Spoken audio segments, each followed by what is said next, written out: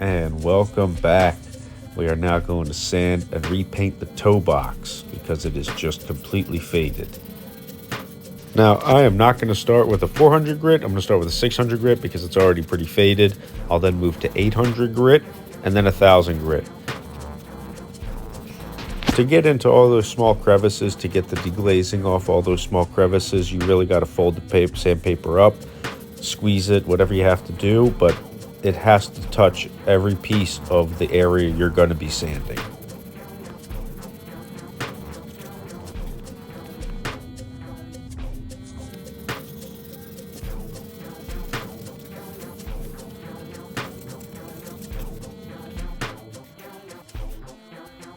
After I'm done using sandpaper, I'm then going to use a scuffing pad and I'll put some deglazer on it. This will get some of the other residue out. And we follow that with a cotton ball and deglazer. And this will also get any of the sanding residue and dust off as well, which is important. Now, before I actually paint the toe box, I'm going to re-glue on the parts of the midsole from the last episode that have to be glued back on. So now I'm taping everything up and we're going to be administering the glue.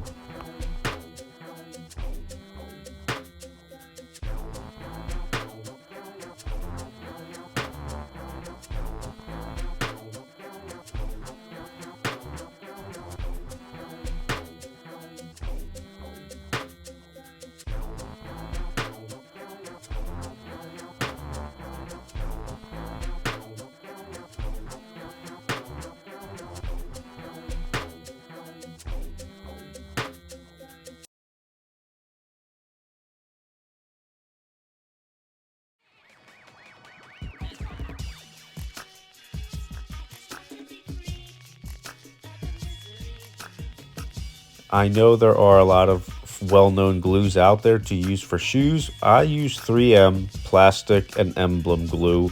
It is by far the strongest glue I've ever seen.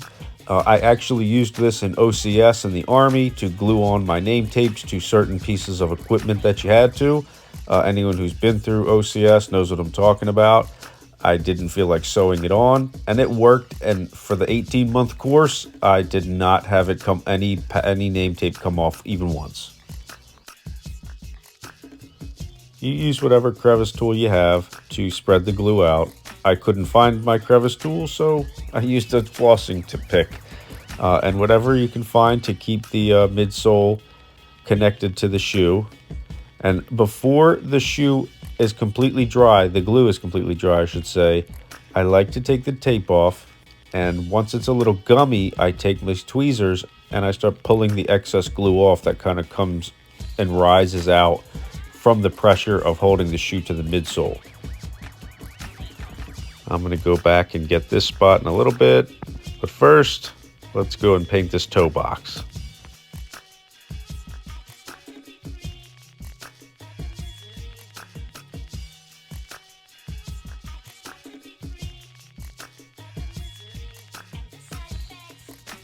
I like to start out with a small brush, get the edges painted first.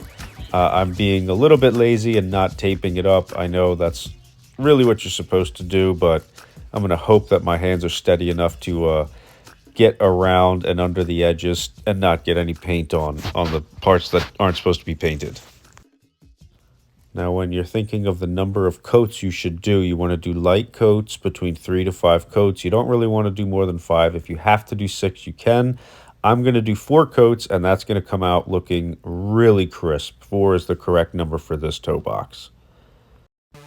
Once the paint is fully dry, I'm going to add my acrylic finisher. I would do 2 light coats, let the first coat dry fully, and then the second coat will take 48 hours. Do not wear the shoe, let it dry. And stay tuned for part 3, which is going to be the suede dyeing and moisturizing to bring that suede back to life. We'll see you soon.